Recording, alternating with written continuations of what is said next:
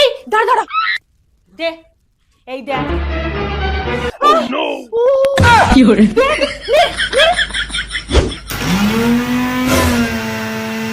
দাঁড়া, এই দেখ।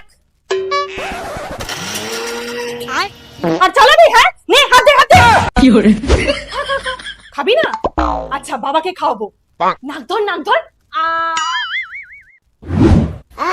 কি করে?